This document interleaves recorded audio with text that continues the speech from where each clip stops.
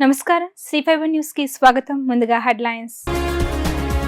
బాపట్లలోని కేంద్ర విద్యాలయంలో విషవాయువులు పీల్చి 24 మంది విద్యార్థులు అస్వస్థత. ఈ ప్రమాదంపై సీఎం చంద్రబాబు ఆరా. విద్యార్థులు పూర్తిగా కోలుకునే వరకు పర్యవేక్షించాలని అధికారులకు ఆదేశం.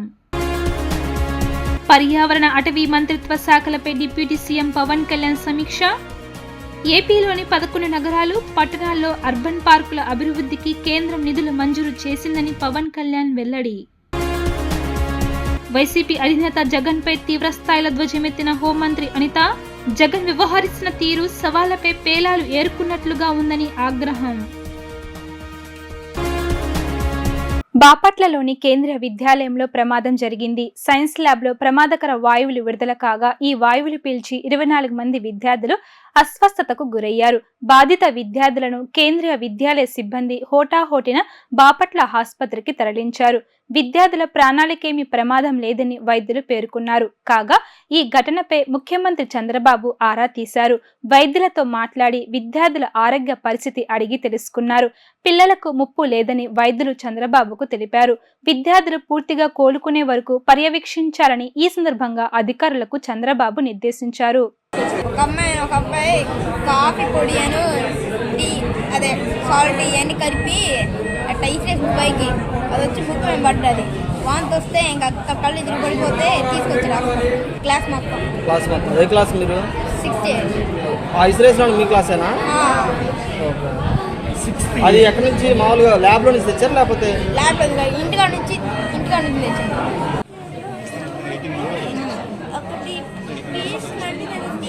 నాకు తెలియదు సరిగ్గా. ఆ స్మెల్ వల్ల ఫస్ట్ క్లాస్లో స్మెల్ స్ప్రెడ్ అయిపోయింది. తర్వాత లంచ్ బ్రేక్లో 2 అమ్మాయిలు ఫిట్స్ లాగా వచ్చేసింది. ఏపీలోని 11 నగరాలు, పట్టణాల్లో అర్బన్ పార్కుల అభివృద్ధికి కేంద్రం నిధులు మంజూరు చేసిందని డిప్యూటీ సీఎం పవన్ కళ్యాణ్ తెలిపారు. మున్సిపల్ కార్పొరేషన్లు, మున్సిపాలిటీల పరిధిలో నగర వనాలను నూతనంగా అభివృద్ధి చేసేందుకు తొలి విడతగా కేంద్ర పర్యావరణ అటవీ శాఖ 15.4 కోట్లను మంజూరు చేసిందని తెలిపారు. పర్యావరణ అటవీ మంత్రిత్వ శాఖలపై పవన్ కళ్యాణ్ నేడు సమీక్ష నిర్వహించారు.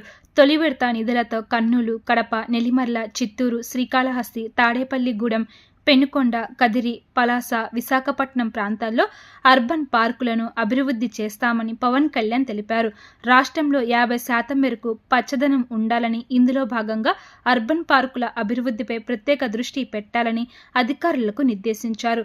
ఆగస్టు 30న రాష్ట్ర వ్యాప్తంగా నిర్వహించనున్న వన మహోత్సవాన్ని విజయవంతం చేసేలా చర్యలు తీసుకోవాలని, ఇందులో ప్రధానంగా యువత భాగస్వామ్యం ఉండేలా చూడాలని సూచించారు. వైసీపీ అధినేత జగన్ పై ఏపీ హోంమంత్రి అనిత తీవ్ర విమర్శలు గుప్పించారు. జగన్ వ్యవహరిస్తున్న తీరు సవాళ్లపై పేలాలు ఏరుకుంటున్నట్లుగా ఉందని మండిపడ్డారు. మృతుల కుటుంబాల దగ్గరకు వెళ్లి నవ్వుతారని, శతఘ్రాతుల వద్దకు వెళ్లి సరదాలు చేస్తారని ఎద్దేవా చేశారు. అచ్యుతాపురం ఫార్మా కంపెనీ ప్రమాదం పరిహారంపై జగన్ మాట్లాడడం హాస్యాస్పదంగా ఉందని హోంమంత్రి అనిత అన్నారు. ఈ ప్రమాదంలో మృతి చెందిన 17 మంది మృతుల కుటుంబాలకు 36 మంది క్షతగాత్రులకు ఆర్టీజీఎస్ ద్వారా పరిహారం పంపించినట్లు చెప్పారు. వైసీపీ హయాంలో చోటు చేసుకున్న పాలిమర్స్ ప్రమాదంలో 15 మంది మృతి చెందగా ఇప్పటికీ 3 మృతుల కుటుంబాలకు ₹1 కోటి చొప్పున పరిహారం అందలేదని దుయ్యబట్టారు. ఎల్జీ పాలిమర్స్ కంపెనీ వద్ద వైసీపీ ప్రభుత్వం తీసుకున్న 150 కోట్లు ఎవరి జేబుల్లోకి వెళ్లాయో చెప్పాలని డిమాండ్ చేశారు. రియాక్టర్లు పాడైనప్పుడు ఆయా సంస్థల యాజమాన్యాలు వెంటనే స్పందించి రిపేర్లు చేయిస్తే ప్రమాదాలు జరగవని, ఒక్కొక్క రియాక్టర్కు మరమ్మతులకు 10 లక్షల నుంచి ₹1 కోటి వరకు ఖర్చవుతుందని చెప్పారు. ప్రమాదాలు పునరావృతం కాకుండా రాష్ట్ర స్థాయిలో హైలెవెల్ కమిటీ వేస్తామని తెలిపారు. మాట్లాడితే ఎల్జీ పాలిమర్స్ గురించి మాట్లాడుతాం. అరే ఎల్జీ పాలిమర్ సంఘటన జరిగిన వెంటనే నేను వచ్చేసాను. అరే ఎల్జీ పాలిమర్ సంఘటన జరిగిన తర్వాత యాజమాన్యాన్ని ఎక్కడ పిలిపించుకున్నావు? నువ్వు సీన్ లోకి అసలు వెళ్ళావా? ఎల్జీ పాలిమర్ సంఘటన జరిగిన ప్లేస్ లోకి జగన్మోహన్ రెడ్డి ఆ రోజు వెళ్ళాడా? అసలు మీరు ఒకసారి ఆలోచన చేయండి. జగన్మోహన్ రెడ్డి కనీసం ఆ ప్లేస్ లోకి వెళ్లకుండా ఎక్కడో హాస్పిటల్లో ఉన్న బాధితులను పరామర్శించి బయటకు వచ్చేసి యాక్చువల్ గా చనిపోయింది 15 మంది, స్పాట్ లో చనిపోయింది 12 మంది, 3 రోజుల తర్వాత ఒక 3 చనిపోయారు. 15 మందికి ₹1 కోటి పరిహారం అందజేసి ఆ లాస్ట్ లో చనిపోయిన ముగ్గురికి కూడా ఈ రోజుకి కూడా ₹1 అందలేదు తెలుసా మీకు? ఏదైతే కాంపెన్సేషన్ ₹1 అనౌన్స్ చేశారో చాలా మందికి ఆ మృతులకి కూడా ఈ రోజుకి కూడా కాంపెన్సేషన్ అందలేదు. 5 సంవత్సరాల పైన అయిపోయింది ఈ రోజుకి. మళ్ళా పైగా గాయపడిన వాళ్ళ గురించి, తీవ్రంగా గాయపడిన వాళ్ళ గురించి మాట్లాడతారు. నా దగ్గర ఒక వీడియో కూడా ఉంది, మీరు చూస్తే ఇప్పుడు చేసేది ఒకటి మాట్లాడేది ఒకటి ఉంటుంది. అప్పుడు మాట్లాడితే అతని నోట్ నుంచే 25,000, 10,000, తీవ్రంగా గాయపడిన వాళ్ళకి 25,000 అంట, మామూలుగా గాయపడిన వాళ్ళకి 10,000 అంట. ఒకవేళ అవసరం అయితే 1,00,000 ఇస్తే ఇవ్వండి, లేకపోతే లేదు. ఇది సాక్షాత్తు చనిపోతే 12 మందికి సంబంధించి ₹1 ఇవ్వడమే కాకుండా ఏకంగా 19,893 మంది ₹10,000 వెంటనే ఇవ్వమని చెప్పి కూడా చెప్పడం జరిగింది. వాళ్ళు ప్రైమరీ ట్రీట్మెంట్ తీసుకున్నా కూడా వాళ్ళకు ఒక్కొక్కరికి ₹25,000 ఖచ్చితంగా ఇవ్వమని చెప్పి కూడా చెప్పడం జరిగింది. ఇది మేము మాట్లాడింది కదా, సాక్షాత్తు అప్పుడు సీఎం గా ఉన్న వ్యక్తి జగన్మోహన్ రెడ్డి గారు మాట్లాడిన మాట. అంటే ఇతను కాంపెన్సేషన్స్ గురించి, ధర్నాల గురించి మాట్లాడతారు. తర్వాత ఏమైంది, ఎల్జీ పాలిమర్స్ కి సంబంధించి వాళ్ళ ఇన్సూరెన్స్ అమౌంట్ 150 కోట్లు. ఆ 150 కోట్లు ఎక్కడికి వెళ్ళినాయో, ఎవరి జేబుల్లోకి వెళ్ళినాయో ఎవరికి మనకే తెలియాలి. ఇంకొకటి, ఇమీడియట్ గా సూపర్ స్పెషాలిటీ హాస్పిటల్ అక్కడ కట్టేస్తానని చెప్పి ఒక పాడుపడిపోయిన ఒక స్కూల్ బిల్డింగ్ కూడా తీసుకొని దానికి ₹50 కోట్లు తీసుకొని 2 నెలల తర్వాత ఆ బోర్డు తిరగేసేసి ఇప్పటికీ కూడా అక్కడ హాస్పిటల్ లేదు, ఏమీ లేదు. ఇంతకు ముందు ఆ స్కూల్ లా అని చూపించిన అది అలానే ఉంది. ఇదిగో అది ఏదో కాదు, నేను విత్ ప్రూఫ్ చూపిస్తాను. ఇది ఓల్డ్ స్కూల్ బిల్డింగ్ ని తీసుకొచ్చి హాస్పిటల్ కింద కన్వర్ట్ చేస్తున్నామని 2 బోర్డులు పెట్టి సూపర్ స్పెషాలిటీ హాస్పిటల్ అని ₹50 కోట్లు, లిటరల్లీ ₹50 కోట్లు తీసుకొని ఈ రోజుకి కూడా అక్కడ హాస్పిటల్ లేదు. వీళ్ళు నైతికత గురించి, అదే విధంగా కాంపెన్సేషన్స్ గురించి కూడా మాట్లాడతారు. ఆంధ్రప్రదేశ్లోని మెడికల్ కాలేజీలో ఖాళీల భర్తీకి ప్రభుత్వం చర్యలు చేపట్టింది. మెడికల్ కాలేజీలో ఖాళీగా ఉన్న 488 అసిస్టెంట్ ప్రొఫెసర్ పోస్టుల నియామకానికి నోటిఫికేషన్ జారీ చేసింది. దరఖాస్తు ప్రక్రియ ఇప్పటికే ప్రారంభం కాగా వచ్చే నెల 9తో గడువు ముగియనుంది. ఆసక్తి, అర్హత కలిగిన విద్యార్థులు ఆన్లైన్లో దరఖాస్తులు చేసుకోవాలని అధికారులు సూచించారు. ఈ మేరకు AP medical services recruitment board member secretary వివరాలు తెలిపారు. బ్రాండ్, సూపర్ స్పెషాలిటీ విభాగాలలో ఈ ఖాళీలు ఉన్నాయని డైరెక్టర్ లెటరల్ ఎంట్రీ ద్వారా భర్తీ చేపట్టనున్నట్లు వివరించారు. ఈ నియామకాలను శాశ్వత ప్రతిపాదికన చేపడుతున్నట్లు తెలిపారు. పూర్తి వివరాల కోసం అధికారిక వెబ్సైట్ ను సంప్రదించాలని అభ్యర్థులకు సూచించారు. వైసీపీ నేత, మాజీ MLA Pinnelli Ramakrishna Reddy Nellore central jail నుంచి విడుదల అయ్యారు. ఈవీఎంను ధ్వంసం చేయడం, పోలీస్ అధికారిపై దాడికి యత్నించడం వంటి కేసుల్లో ఆయన సెంట్రల్ జైల్లో రిమాండ్ ఖైదీగా ఉన్నారు. ఆయనకు ఏపీ హైకోర్టు పలు షరతులతో కూడిన బెయిల్ మంజూరు చేసింది. ఈ నేపథ్యంలో ఆయన జైలు నుంచి విడుదల అయ్యారు. జైలు నుంచి బయటకు వచ్చిన వెంటనే హడావుడిన తన వాహనంలో ఆయన మాచర్లకు బయలుదేరారు. మరోవైపు పిన్నెల్లి విడుదలవుతున్న సందర్భంగా ఆయనకు స్వాగతం పలికేందుకు మాజీ మంత్రులు కాకాని గోవర్ధన్ రెడ్డి, అనిల్ కుమార్ యాదవ్లు జైలు వద్దకు వెళ్లారు. నువ్వే ఆ రోజు ఆలోచన చేయాల్సినటువంటి పరిస్థితి ఏర్పడుతుంది, పశ్చాత్తాపడాల్సినటువంటి పరిస్థితులు ఏర్పడతాయి. కాబట్టి వీటన్నిటిని గమనించి ఇటువంటి వాటికి స్వస్తి పలిగితే మంచిది అని చెప్పి చంద్రబాబు నాయుడు గారికి కొట్టుకునేటువంటి విధంగా, చీచి ఇటువంటి వాడికి ఎందుకు ఓట్లు వేద్దాం అనుకునేటువంటి విధంగా, ఇటువంటి ప్రభుత్వాన్ని ఎందుకు తీసుకున్నాం అనేటువంటి విధంగా, ఇటువంటి పరిపాలన ఎందుకు తీసుకున్నాం అనేటువంటి బాధపడేటువంటి విధంగా ఏదో చంద్రబాబు నాయుడు ప్రయత్నించడం జరుగుతుంది. కాబట్టి మరలా చెప్తున్నాం, కేసులకి, అరెస్టులకి, జైళ్లకి భయపడేటువంటి వ్యక్తులం కాదు. నీ మీద నువ్వు చేసినటువంటి తప్పిదాలను ఎప్పటికప్పుడు ఎండగడతాం. నువ్వు ఏ విధంగా ప్రవర్తించినా సరే అధికారం నీ చేతిలో ఉంది కదా అని ఎవరి మీద కేసులు పెట్టడానికి ప్రయత్నించినా, ఎవరి మీద కక్షలు పెట్టుకున్నా సరే ధైర్యంగా ఎదుర్కొనేటువంటి మనోధైర్యం మా నాయకుడు మాకు ప్రసాదించాడు. నేషనల్ కాన్ఫరెన్స్ జమ్మూ కాశ్మీర్ కు ప్రత్యేక జెండాను ఏర్పాటు చేసిందని, ఆ జెండాకు కాంగ్రెస్ పార్టీ రాహుల్ గాంధీ మద్దతు ఇస్తున్నారా లేదా అనేది స్పష్టం చేయాలని అనపర్తి బీజేపీ ఎమ్మెల్యే నల్లమిల్లి రామకృష్ణారెడ్డి అన్నారు. జమ్మూ కాశ్మీర్ను తిరిగి మళ్లీ అశాంతి, తీవ్రవాద యుగానికి నెట్టుతుందా అనే దానికి జవాబు చెప్పాలని ఆయన అన్నారు. సీతారాంపురంలోని బీజేపీ రాష్ట్ర కార్యాలయంలో అనపర్తి ఎమ్మెల్యే నల్లమిల్లి రామకృష్ణారెడ్డి విలేకరుల సమావేశం నిర్వహించారు. సమావేశంలో ఆయన మాట్లాడుతూ, నేషనల్ కాన్ఫరెన్స్ జమ్మూ కాశ్మీర్కు ప్రత్యేక జెండాను ఏర్పాటు చేసిందని, ఆ జెండాకు కాంగ్రెస్ పార్టీ రాహుల్ గాంధీ మద్దతు ఇస్తున్నారా లేదా అనేది స్పష్టం చేయాలన్నారు.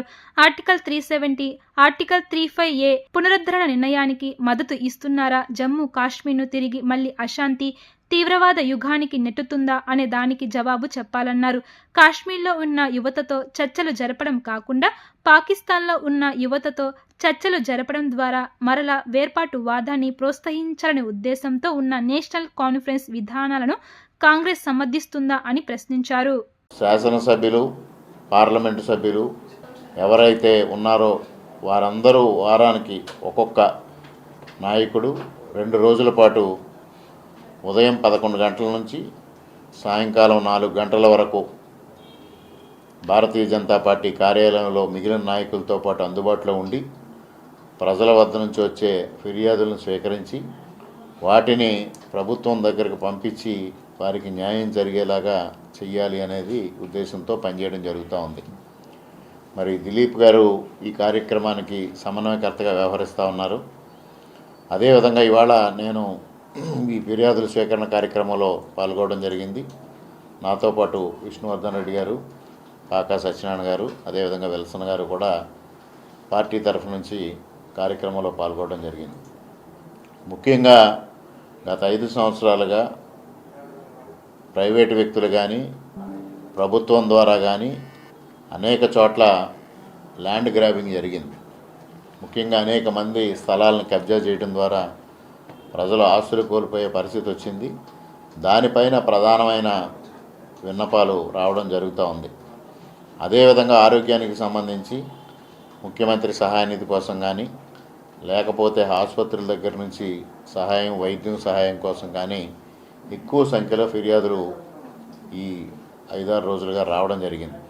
ముఖ్యంగా వీటినన్నింటినీ మరి పార్టీ రాష్ట్ర కార్యాలయంలో సార్ట్అవుట్ చేసి సంబంధిత శాఖలకు పంపించడమే కాకుండా అవసరమైన చోట ఎమ్మెల్యేలు కానీ ఎంపీలు కానీ వ్యక్తిగతంగా కూడా సచివాలయానికి కానీ సంబంధిత అధికారుల దగ్గర కానీ వెళ్ళి ఆ సమస్యల్ని పరిష్కారం చేసి ప్రజలకు ఏదైతే భారతీయ జనతా పార్టీ ప్రజలకి ప్రభుత్వానికి మధ్య వారధిగా నిలవాలని సంకల్పించిందో ఆ ఆశయం నెరవేర్చడానికి అందరం కృషి చేస్తామని ఈ సందర్భంగా తెలియజేస్తా ఉన్నాం. శ్రీకృష్ణ జన్మాష్టమి కారణంగా ఈ నెల 26వ తేదీ సోమవారం జిల్లాలో నిర్వహించవలసిన ప్రజా సమస్యల పరిష్కార వేదిక రద్దు చేసినట్లు కలెక్టర్ జి సృజన ఓ ప్రకటనలో తెలిపారు. సెలవు రోజు కావడంతో ప్రజా సమస్యల పరిష్కార వేదిక కార్యక్రమాన్ని రద్దు చేశామని, అధికారులు అందుబాటులో ఉండారని, ఈ విషయాన్ని ప్రజలు గమనించాలని జిల్లా కలెక్టర్ సృజన సూచించారు. నల్ల చట్టాలకు కాంగ్రెస్ పార్టీ పూర్తిగా వ్యతిరేకమని నగర కాంగ్రెస్ అధ్యక్షుడు నరహరశెట్టి నరసింహారావు అన్నారు. కేంద్ర ప్రభుత్వం తీసుకువచ్చిన అప్రజాస్వామిక 3 క్రిమినల్ చట్టాలను రద్దు చేయాలని కోరారు. అడ్వకేట్ జేఏసీ ఆధ్వర్యంలో విజయవాడ అలంకార్ వద్ద గల ధర్నా చౌక్ నందు జరిగిన న్యాయవాదుల ధర్నాలో కాంగ్రెస్ పార్టీ ఏఐసిసి సభ్యులు విజయవాడ నగర కాంగ్రెస్ అధ్యక్షులు నరహరశెట్టి నరసింహారావు మాట్లాడారు. కేంద్ర ప్రభుత్వం తీసుకువచ్చిన అప్రజాస్వామిక 3 క్రిమినల్ చట్టాలను రద్దు చేయాలని కోరుతూ ఈ ధర్నా చేయడం జరిగిందన్నారు. ఈ చట్టాలకు కాంగ్రెస్ పార్టీ తరపున మేము పూర్తిగా వ్యతిరేకిస్తున్నామని, ప్రజా ప్రయోజనాల నిమిత్తం చేసే ప్రతి ధర్నాకు కాంగ్రెస్ పార్టీ మద్దతు ఉంటుందని ఆయన అన్నారు. ఇందులో కాంగ్రెస్ లీగల్ సెల్ సభ్యులతో పాటు సీనియర్ కాంగ్రెస్ నాయకులు, మాజీ లీగల్ సెల్ స్టేట్ ప్రెసిడెంట్ వి గురునాథం తదితర నాయకులు పాల్గొన్నారు. ప్రజాస్వామ్య హక్కుల్ని, రాజ్యాంగబద్ధమైన హక్కుల్ని కావాల్సిన నిమగ్నమయ్యారు. 400 సీట్లు వస్తే అంబేద్కర్ గారు రాసినటువంటి భారత రాజ్యాంగాన్ని మార్చేస్తారని చెప్పినటువంటి అంటే ఆయనకు కావాల్సిన అధికారం ప్రతిపక్షం ఉండాలనే ఆలోచన లేని వ్యక్తి.